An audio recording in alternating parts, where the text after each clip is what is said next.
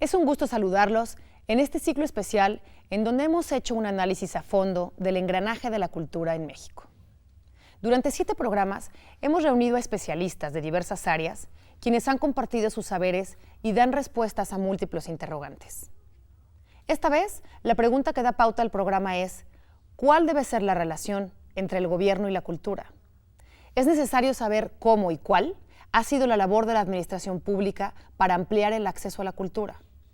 ¿Cómo han sido los vínculos entre las sociedades civiles y las fundaciones con los sectores público y privado para la generación y difusión de la cultura? Para resolver estas y otras preguntas, me acompañan en este programa Hilda Trujillo, directora de los museos Diego Rivera Anahuacalli y Frida Kahlo Casa Azul; Flavio González Melo, escritor, catedrático y director de cine, teatro y televisión; y Luis de Tavira, dramaturgo y director de teatro. Antes de escuchar a los expertos, veamos la información previa sobre el tema. Siga con nosotros en este ciclo especial de Observatorio Cultural en la señal 20.1 de TV UNAM.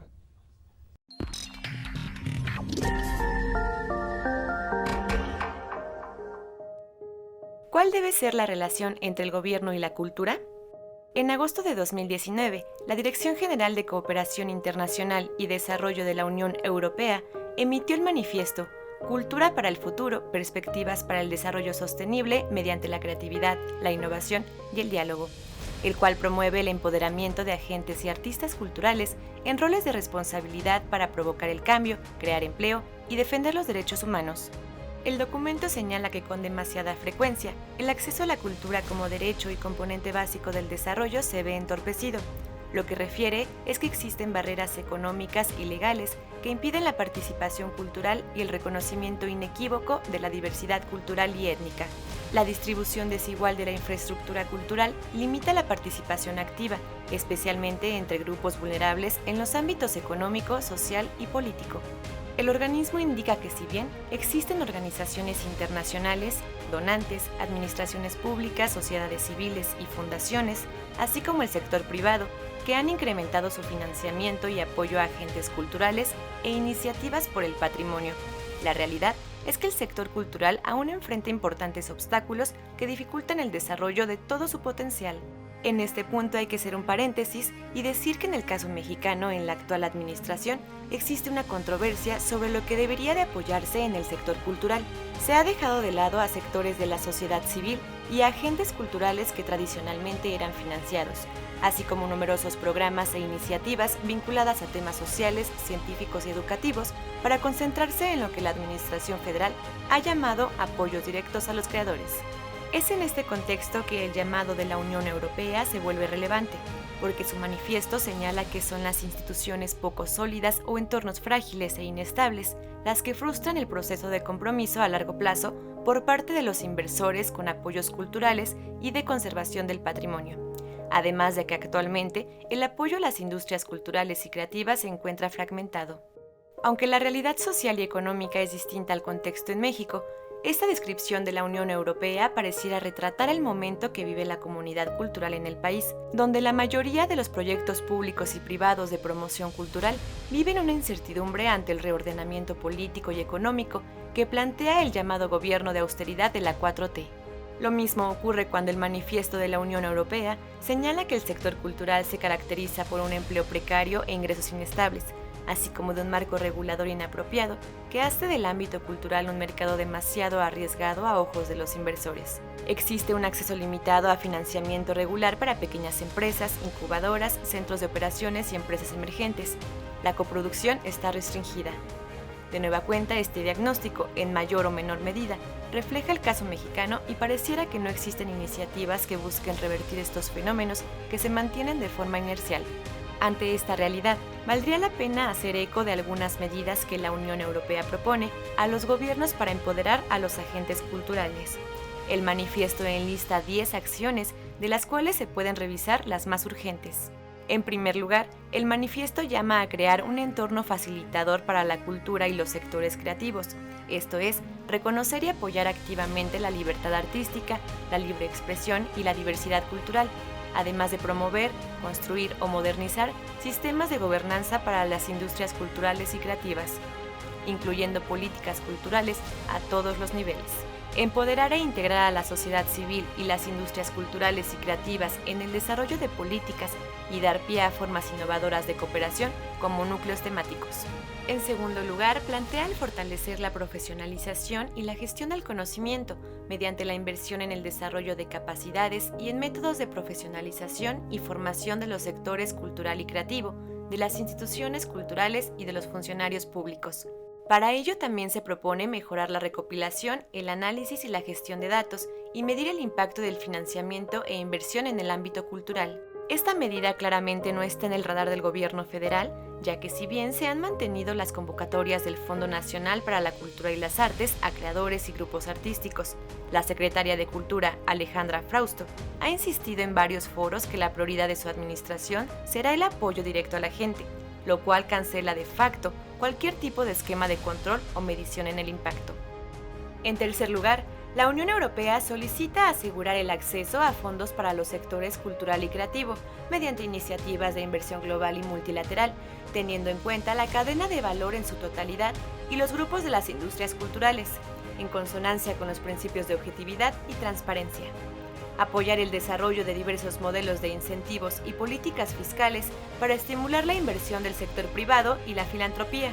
Esta propuesta, que en México se cristaliza mediante estímulos como Eficine o Efiartes, los cuales por lo menos durante 2019 mantuvieron sus convocatorias y estímulos, sufren el amago de ser cancelados, de acuerdo con declaraciones del propio presidente Andrés Manuel López Obrador.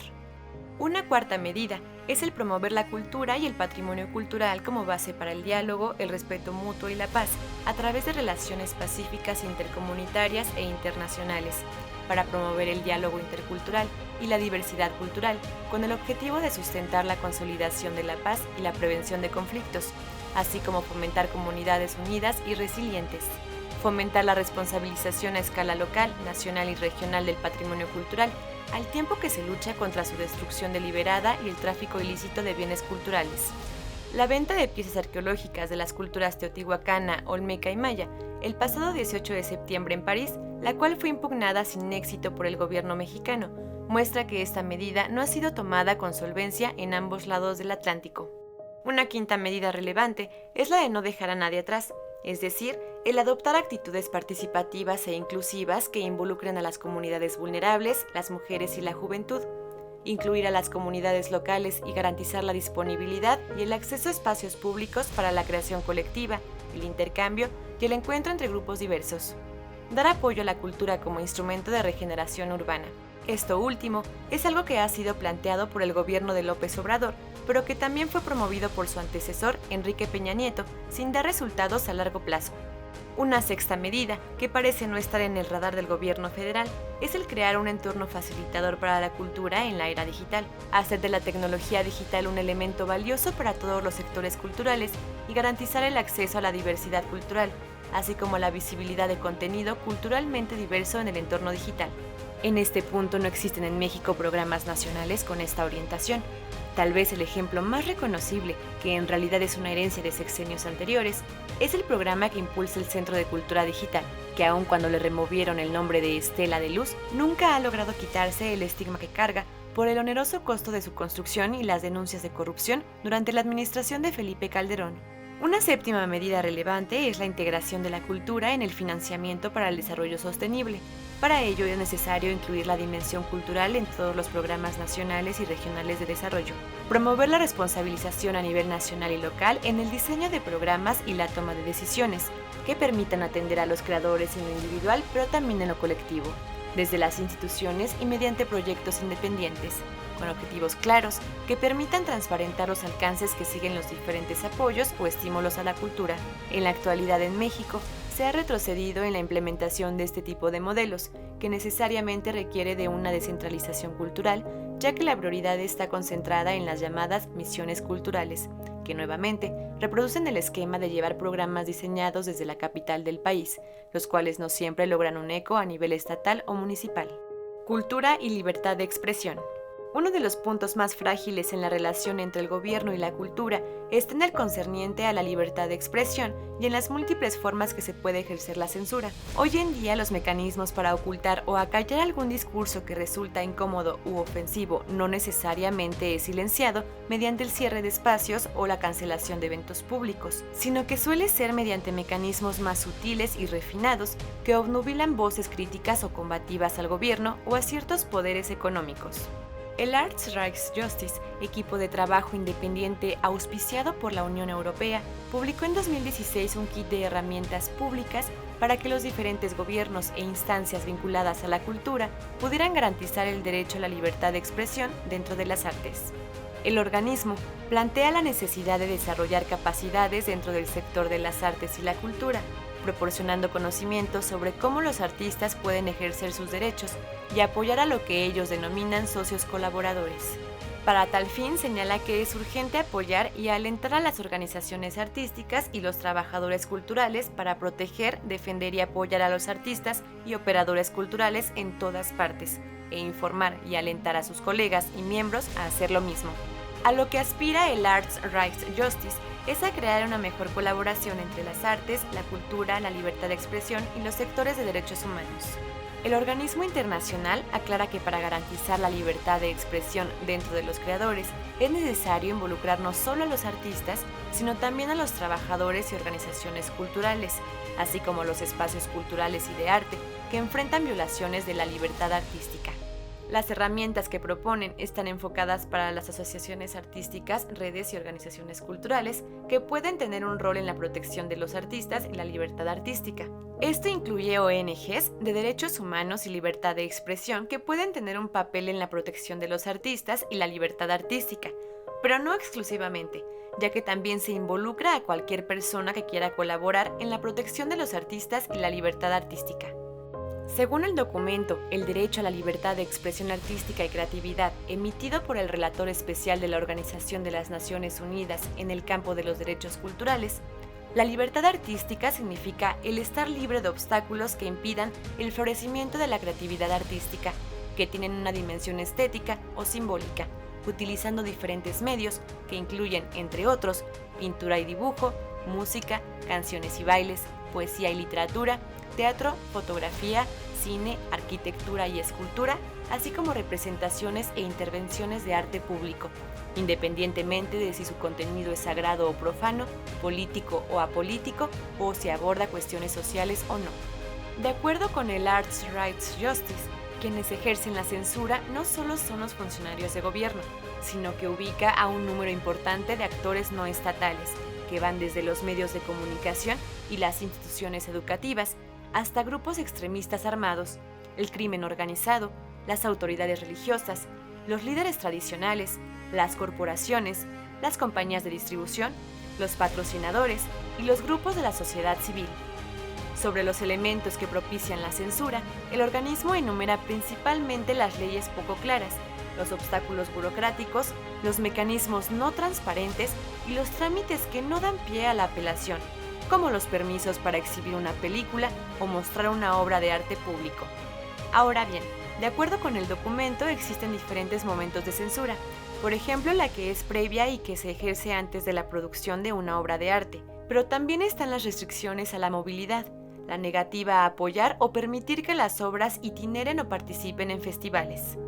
Las presiones económica y financiera son otro factor concurrido para censurar la creación artística, llámese acceso restringido al apoyo del Estado o cancelación dentro del mercado o en la recaudación de ingresos.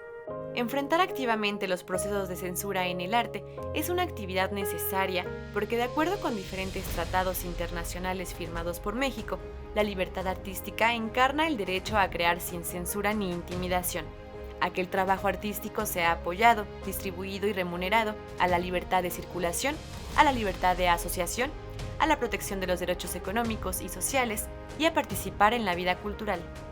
La cultura y la 4T. El nuevo gobierno trajo numerosos cambios en el ámbito cultural. Durante el primer año de la presidencia de Andrés Manuel López Obrador, hubo una reducción al presupuesto del sector cultural, así como el amago a terminar con apoyos que actualmente existen como las becas del Fondo Nacional para la Cultura o los apoyos fiscales a través de los programas EFIARTES y EFICINE. Al mismo tiempo se canceló el apoyo a proyectos vinculados a la sociedad civil, fideicomisos y asociaciones civiles, además de que dejaron de otorgar los apoyos mixtos a los estados de la República. En contraparte, el gobierno federal anunció un mayor apoyo a los pueblos originarios y a los proyectos comunitarios, a través de las llamadas misiones culturales, y en cultura se replica la política de otorgar apoyos directos y no mediante organizaciones ya instituidas. Sin entrar en detalle en los casos concretos, vale la pena preguntarse, ¿qué implican estos cambios en la relación entre el gobierno y la cultura? ¿El apoyar proyectos comunitarios necesariamente implica desatender el resto de los proyectos culturales y artísticos? ¿México puede ir a contracorriente de las recomendaciones y legislaciones internacionales en materia de promoción cultural? ¿La legislación actual permite sostener proyectos culturales que han probado su eficacia? Normativas generales, como la Ley Federal de Trabajo o la Ley Federal del Derecho de Autor, por mencionar las obvias, ¿atienden eficientemente a los sectores culturales? ¿Qué mecanismos hace falta implementar para que creadores y gestores independientes puedan participar en consejos y órganos de decisión dentro de la administración cultural, tal y como ocurre, por ejemplo, en los jurados del FONCA? Guión, Edgar Alejandro Hernández. Voz en off, Paulina Gómez.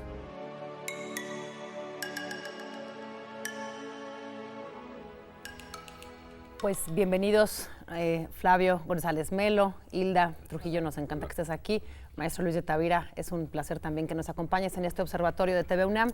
Empecemos por recordar el nombre del programa y vincularlo a la primera pregunta que me parece pertinente que abramos aquí a discusión. Hay por lo menos tres actores fundamentales en lo que acabamos de escuchar. Una parte es la creativa, todos los artistas, los creadores, quienes generan estos proyectos. Luego están las audiencias, los públicos, que en términos de lo que acabamos de escuchar son a quienes también tendríamos que legislar a favor de. Y luego tenemos las instancias desde donde se genera la idea de que el derecho es una cultura, la legislación, la normatividad que se genera en esas instancias. ¿Cómo es la afluencia entre estos tres actores? Hilda, Luis, Flavio, ¿cómo es que esto construye primero la idea de que la cultura es un derecho? ¿Cómo se legisla, cómo se conceptualiza el derecho a la cultura? ¿Cómo es que la cultura es un derecho? ¿Y de quién es ese derecho? ¿De los creadores, de la audiencia, de las instancias que lo norman? ¿Cómo confluyen estas tres instancias?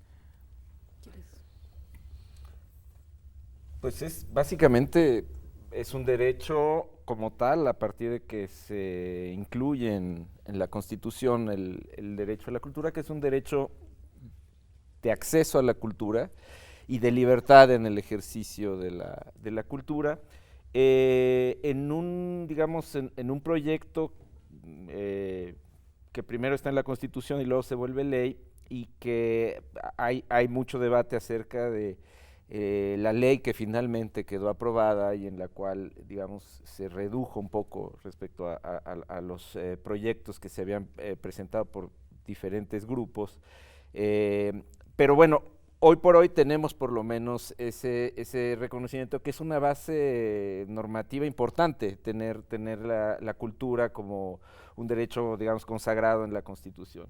Ahora, el riesgo de todo esto es, por un lado, que no opere si no existe toda una serie de legislaciones específicas ya sobre el ejercicio de las diferentes manifestaciones artísticas. Y el otro, que me parece que es algo con lo que nacimos, crecimos, y no sé si veremos que cambie, es que en México las leyes pueden decir una cosa, pero está más en el ámbito de la ficción artística que de la realidad operativa, ¿no? Cómo operan, cómo se echan a andar esas normas, pues es algo que a veces estamos tan acostumbrados a que no ocurra, que el hecho de que exista o no la ley tiene consecuencias más para los abogados que a veces emprenden una acción que para el día a día de quienes quieren levantar un proyecto de teatro, una película o lo que sea, ¿no? Claro.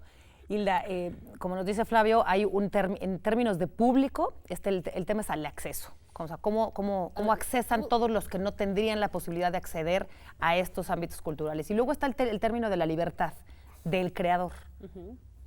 Es que mencionaste a 3 actores, yo metería uno más, el cuarto, que es la sociedad.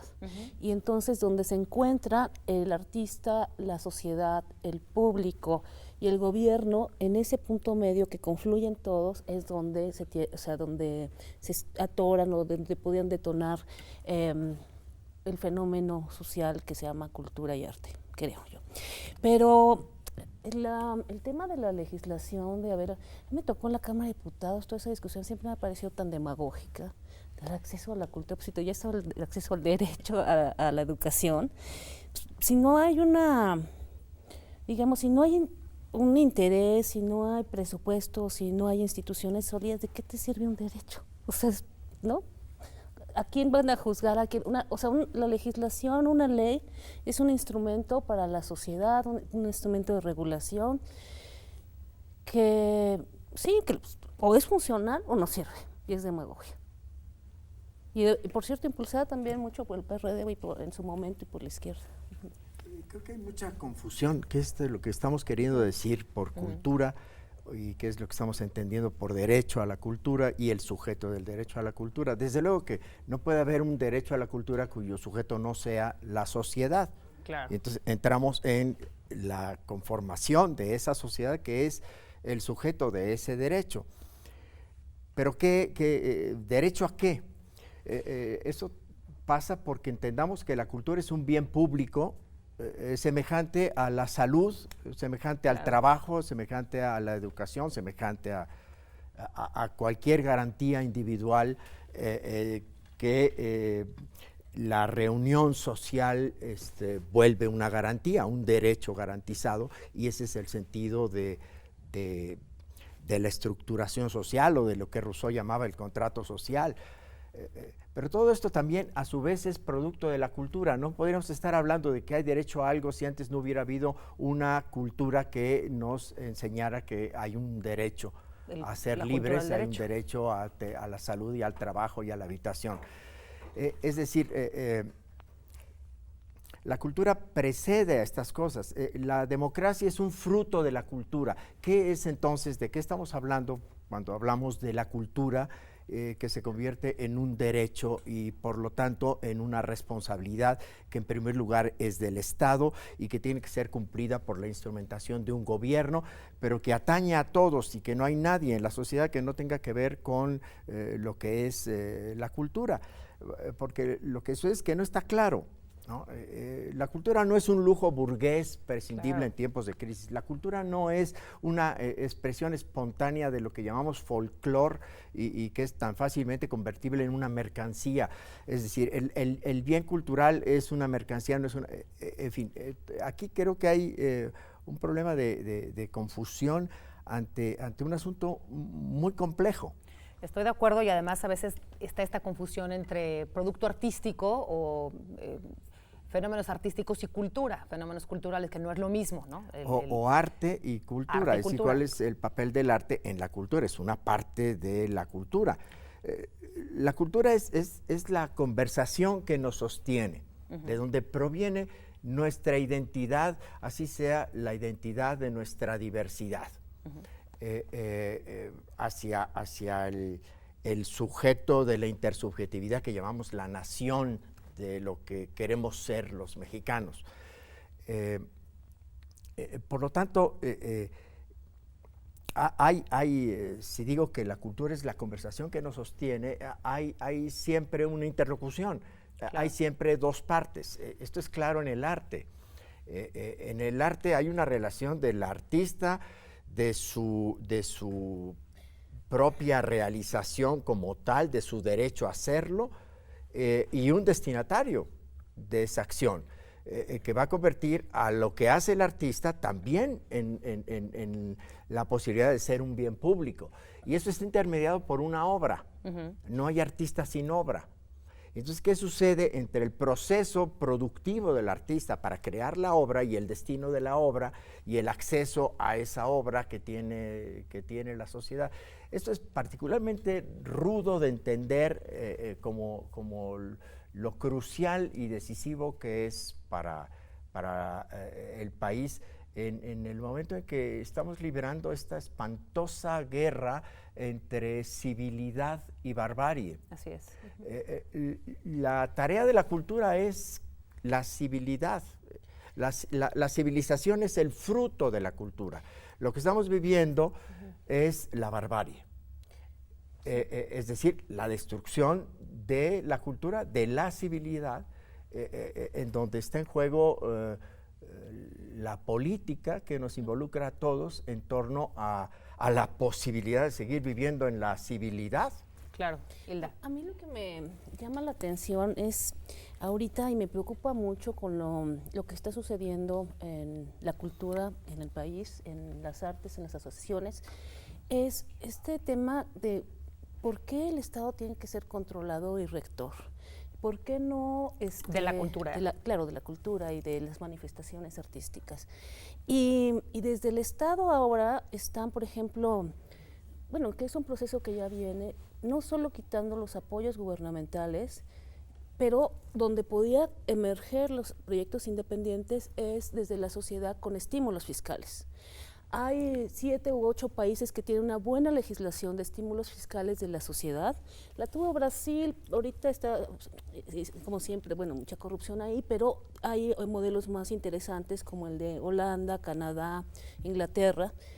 Y esa posibilidad de impuestos ya la había quitado el gobierno anterior y ahora pues y los fideicomisos ya venían desapareciendo, ¿no? O sea, digamos por los excesos de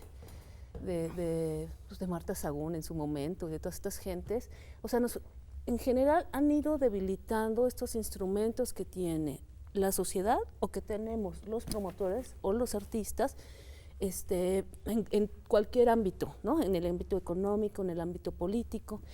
Y no sé, como que pienso yo que a lo mejor en lugar de tener una actitud así como de, ¿cómo decirte? Como que yo creo que es un buen reto.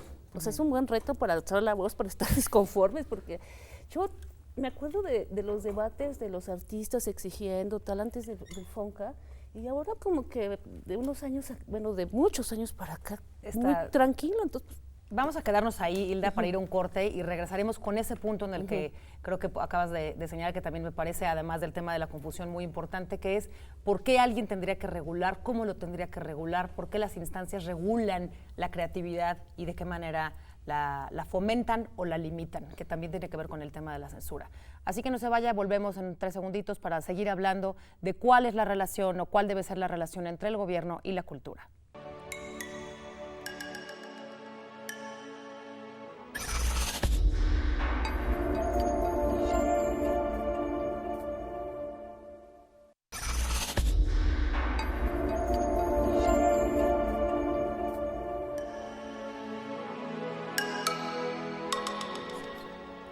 Estamos de regreso aquí en Observatorio en TV UNAM hablando de cuál debe ser la relación entre el gobierno y la cultura.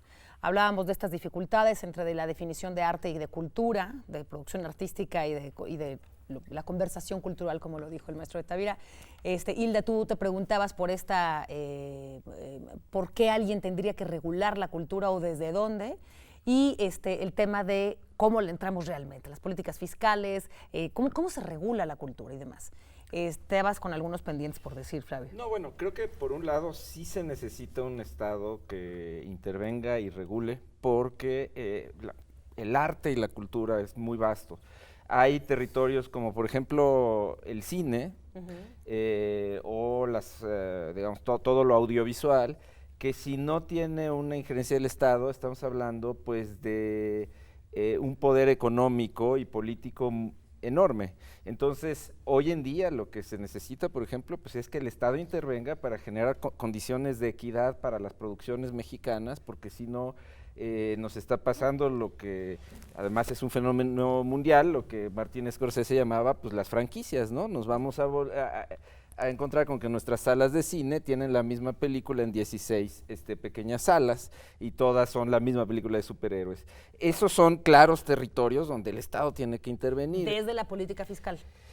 No, desde la política regulatoria de equilibrios, de una competencia equilibrada, no puedes, que sería el sueño de muchos norteamericanos que votan por Trump, hacer que el Estado simplemente se saque las manos y la libertad de los elementos que están en el mercado. La cultura no es un mercado. Claro. Es decir, lo que protege la Constitución no es un mercado y lo que hay que proteger no es un mercado, es una expresión. Pero ¿hasta dónde entra el Estado?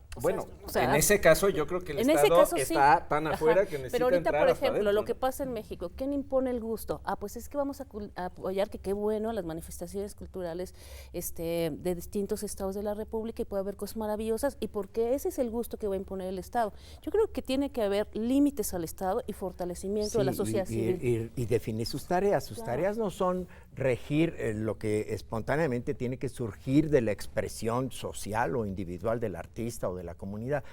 Pero sí hay, para que el hecho se dé entre esta relación de propuesta creadora, que tiene un destinatario, que es la sociedad, que tiene derecho a su acceso, hay una intermediación y las condiciones se dan y siempre se han dado y se seguirán dando en condiciones de hostigamiento o de propiciación.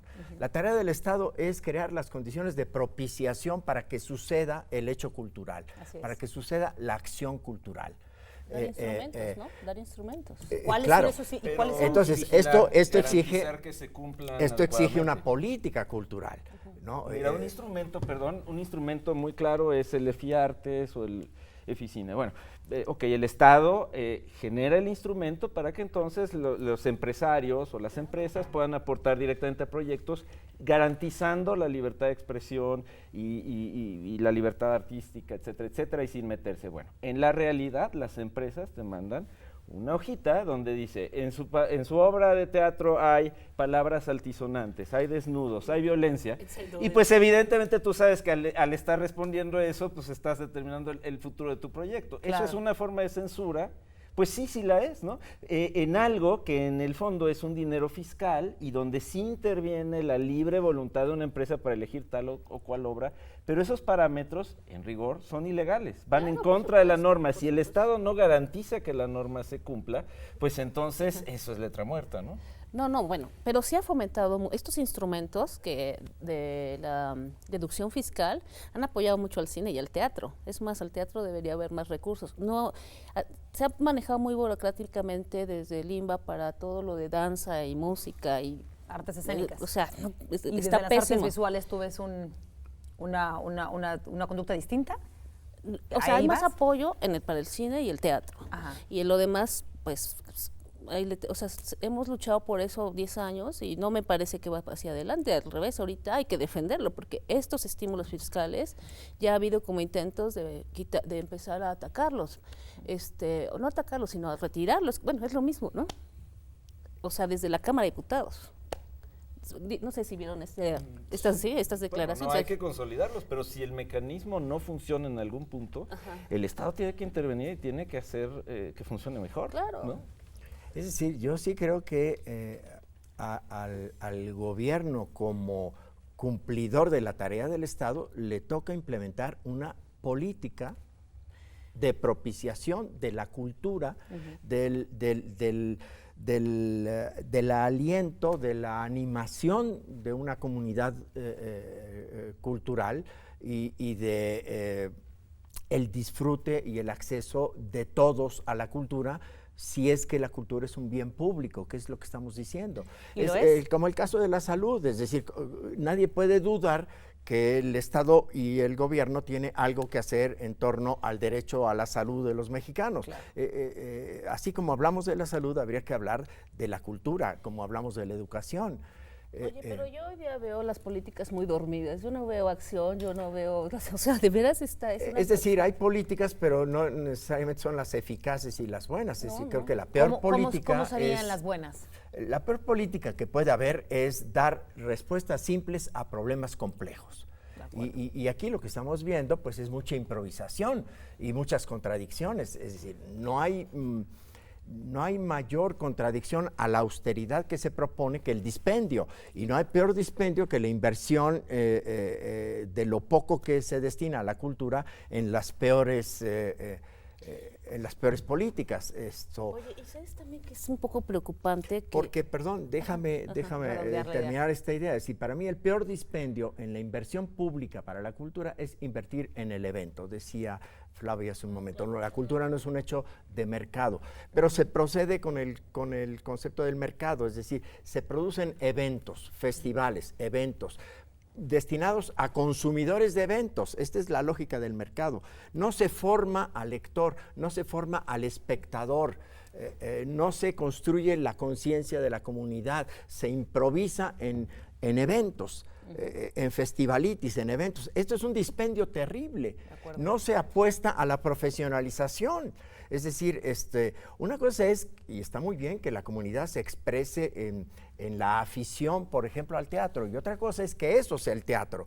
La multiplicación del mal teatro no va a crear el teatro nacional al que tienen derecho los mexicanos. Oye, ¿y no es preocupante ver el presupuesto destinado a inventar, que está bien como festejo el Día de Muertos, fue una idea de la película de James Bond, entonces, y ahí se va el dinero, o sea, se va el dinero en el festival, más bien en lo que tú dices, que es... En la eventualidad y no se funda en la estabilidad.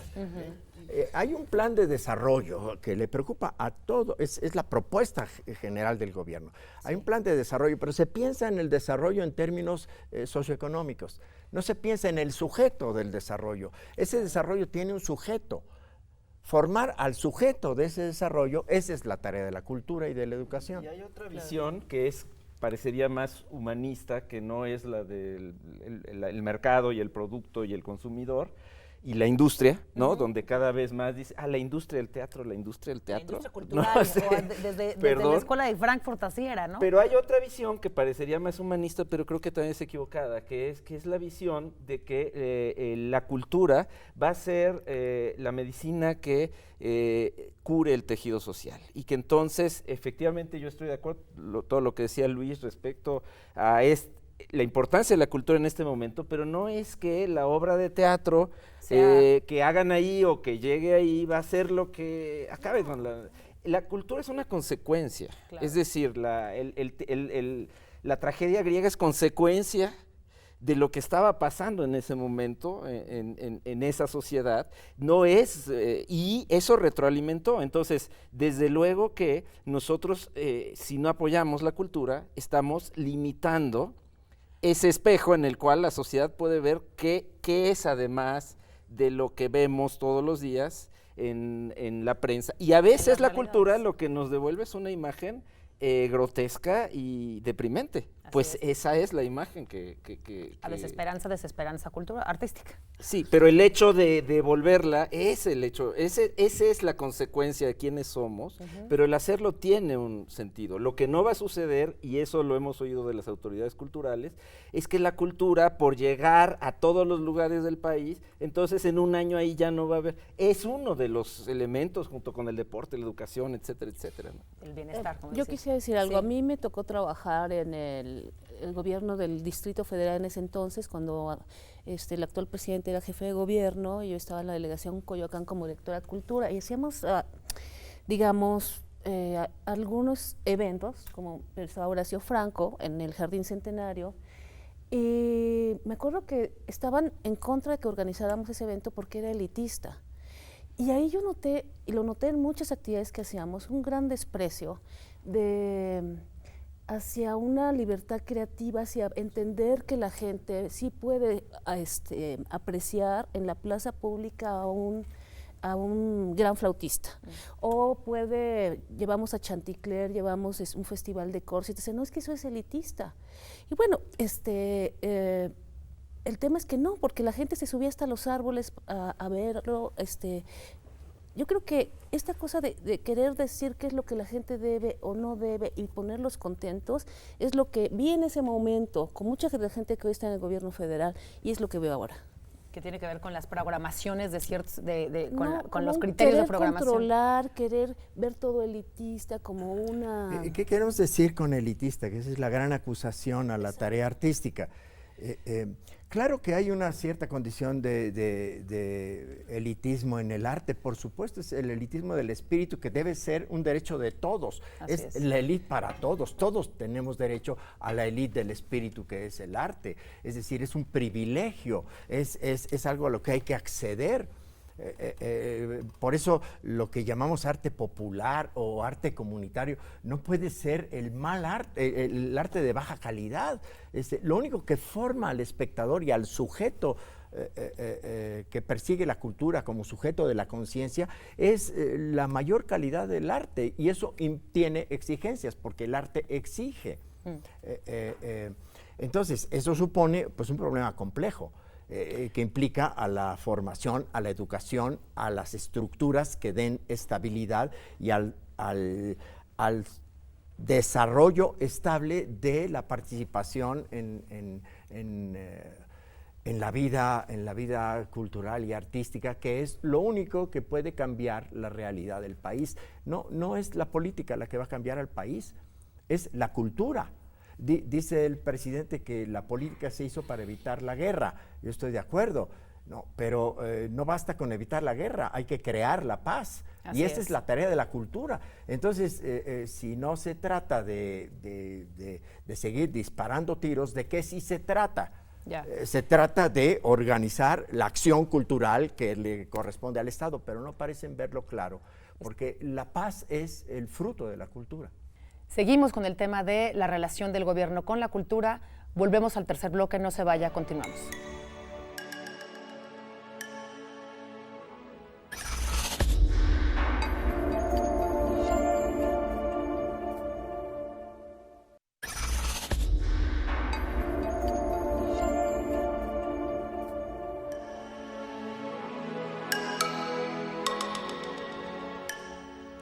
Estamos de vuelta en este programa de Observatorio hablando de la relación del gobierno con la cultura, y estamos en esta comprensión de este fenómeno complejísimo y sus respuestas que no deben ser simples, como nos decías, Luis de Tavira.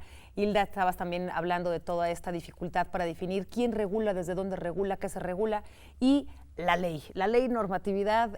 Flavio, un poco aterrizado hablabas de Ficine y de todos estos programas donde tú dices que deberíamos de tener la intervención del Estado, y ya bajándolo a la ley y a lo que sucede en estos momentos en México, ¿cómo está el panorama? Y desde tu aspecto de creador, ¿qué es lo que tú pedirías en particular? ¿Dónde ver las fallas, las ausencias? Bueno, yo creo que debe de haber mecanismos, y deben seguirse haciendo mecanismos para que no sea necesario siempre la intervención económica del Estado, pero esos mecanismos no sustituyen la responsabilidad del Estado de apoyar de varias maneras, incluyendo financieramente, el arte y la cultura. Y eso es lo que ahorita estamos viendo que está a duras penas manteniéndose, empieza a retroceder desde el presupuesto del año pasado, y es probable que siga retrocediendo. Eso a mí me parece muy preocupante. Una de las, razones por las que un sector de quienes se dedican a la cultura y el arte votaron por este gobierno es con la idea de que los gobiernos de izquierda dedican un poco más de presupuesto, no mucho más, un poco más.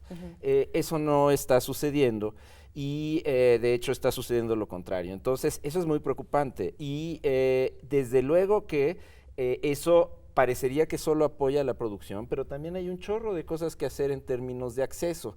Se producen más obras de las que caben en los teatros, se producen más películas de las que se estrenan en las pantallas, y eso requiere una intervención con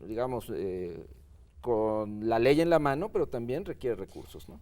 De acuerdo. Yo creería en una fórmula mixta, donde tengas una sociedad fuerte, un Estado que sí apoye, pero lo que es ahorita muy preocupante es el debilitamiento de los instrumentos de gente como, digamos, yo soy una promotora independiente, los museos donde trabajo son museos no gubernamentales, y yo he hecho producción independiente también, y esos instrumentos de los cuales nos podíamos asir, ahora se están debilitando. Siempre hay la tendencia del Estado a controlar todo, a no permitir la libertad de expresión, y donde más libertad de expresión es en el arte y la cultura. Y entonces siempre ese miedo, que ese miedo no es de ahora, es siempre. Y no sé, es como un desprecio, es más, es como que no les importa, pero tampoco les gusta la participación de los grupos independientes, de la sociedad organizada, y la están debilitando, y a mí lo veo con profunda preocupación, y yo creo que es por eso en este momento que no hay que dejar de presionar y estar activos para que se nos den los instrumentos como sociedad para poder apoyar ese encuentro entre el arte y la cultura y la sociedad. En el tema de los museos, Hilda, que acabas de mencionar, tú dices, y me permito decir los museos en los que trabajas, que es el Anahuacalli y el Frida Kahlo, que en efecto no son gubernamentales. ¿Qué pasaría si lo fueran? No, bueno, pues nos censurarían desde hace mucho las exposiciones que hemos hecho, o sea, no sé, o sea, a mí jamás me han puesto a poner a una señora de casa, a un mal pintor, una mala obra de teatro. O sea, no, se nos da libertad. Y lo que es bien interesante acá es cómo la gente, la sociedad, las empresas nos ayudan a que puedan vivir los museos, sean autosuficientes, porque nosotros no nos da dinero ni el gobierno, ni los patronos, ni nada. Vivimos de nuestros servicios. Y afortunadamente por mucho tiempo, esto de los etiquetados, que mucha gente dijo, y a lo mejor tiene razón, hubo corrupción, no sé, a mí nadie me pidió, nosotros no vimos. Pero lo que sí, hubo una política de todo mi comité, de todo mi fideicomiso, de que fortaleciéramos la infraestructura y los servicios. Y hoy si hay dinero de gobierno o no, no nos importa. Si hay patrocinios o no, no nos importa. Estamos basados en un esquema de servicios. Cuando vimos que iba desapareciendo los estímulos fiscales, cuando el gobierno ya no quería dar, cuando desaparecían los etiquetados, estábamos listos para ofrecer servicios y ser totalmente autofinanciables. A ver, en este tema de la autogestión y de la autonomía, Luis de Tavira, en tu caso, por ejemplo, que tú has hecho teatro en teatros públicos, en teatros de gobierno, vamos a decir, en teatros de la universidad, en teatro independiente, ¿cómo vives desde tu aspecto de creador esta libertad y esta censura de la que está hablando Hilda? Bueno, hay formas como muy escandalosas del autoritarismo, del exceso de autoridad, que es cuando quiere intervenir en los contenidos de la expresión de los artistas. Esto es escandaloso, es lo que llamamos censura y que obtiene inmediatamente el rechazo generalizado.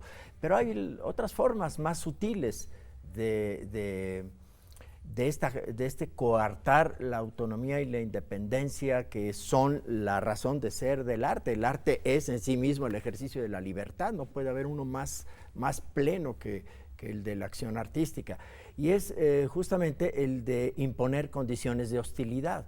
El hostigamiento es una forma de censura muy sutil y no reconocida.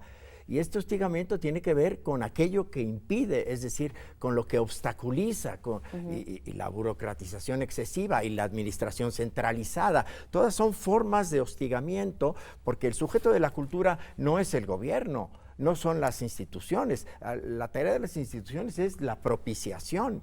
Cuando no solamente omite la propiciación, sino la hostiga, y ya estamos en formas que están coartando la libertad. Ahora bien, sí, hay una relación, como decíamos hace un momento, entre la producción del bien cultural y su acceso.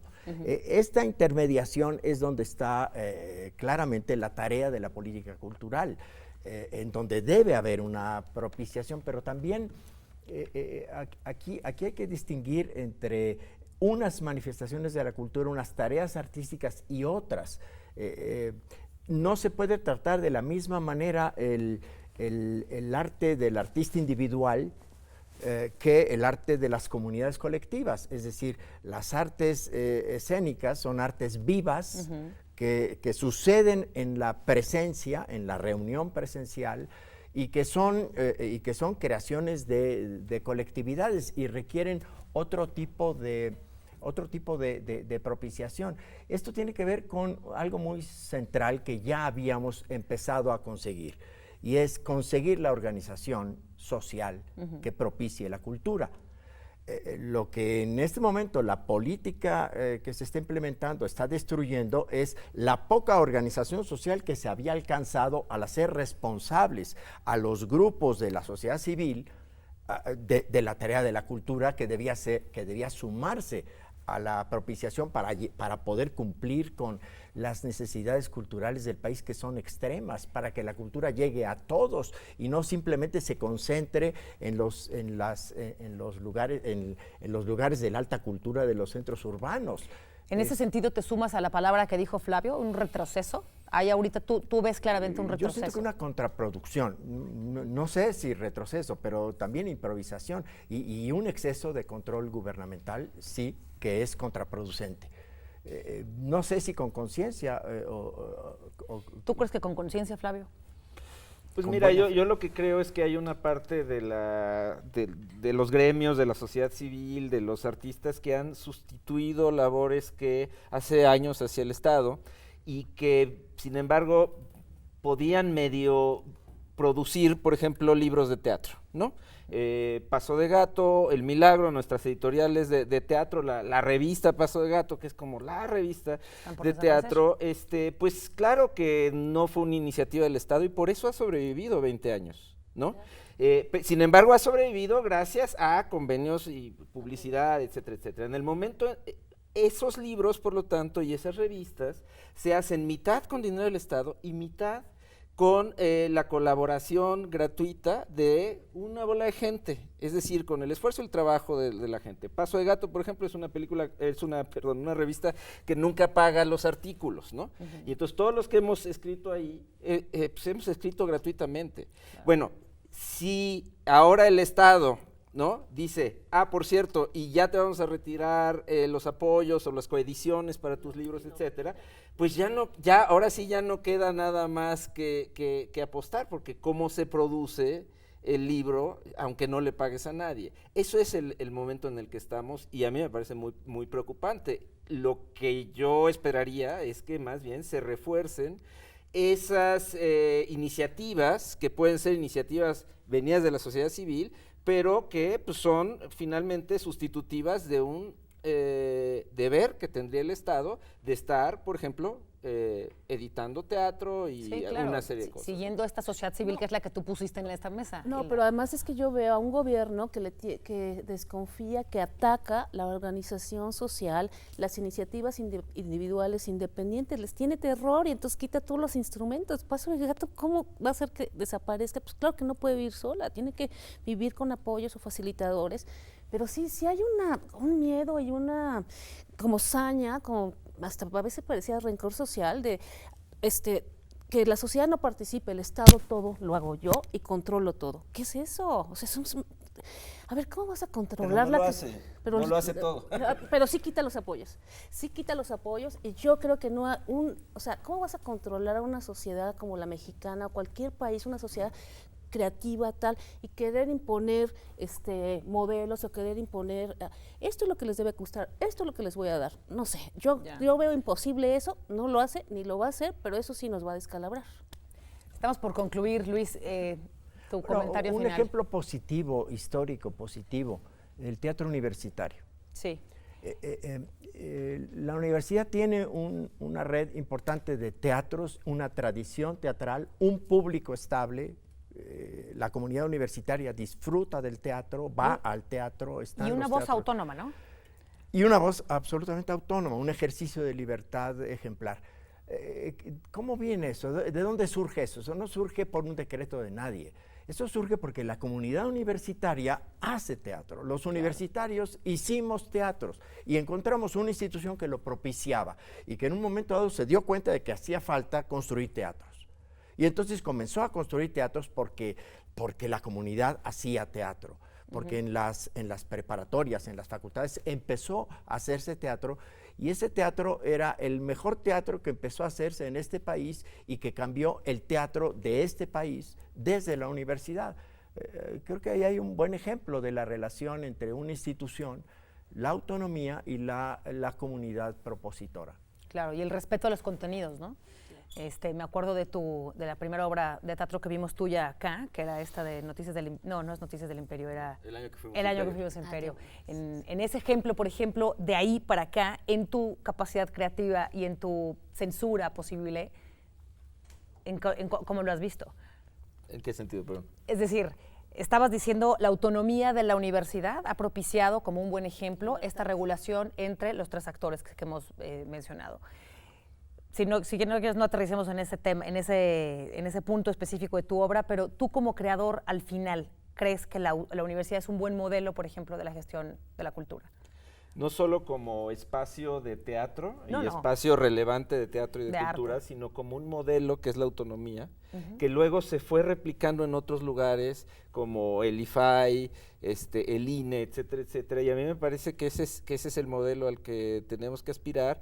En términos de cómo promueves que surjan compañías, porque el problema es que los apoyos suelen ser individuales para un arte que es colectivo, y lo que necesitamos son entidades autónomas que hagan teatro con dinero de las instituciones, pero sin línea ideológica, ni artística, ni estética de las instituciones. Pues así ya llegamos a la conclusión de este programa. Creo que queda muchísimo por seguir leyendo, estudiando, aportando. Muchísimas gracias por haber compartido con nosotros sus posturas aquí, y a usted lo esperamos en la siguiente emisión de Observatorio Especial en la Cultura. Muchas gracias y nos despedimos de TV Blanco.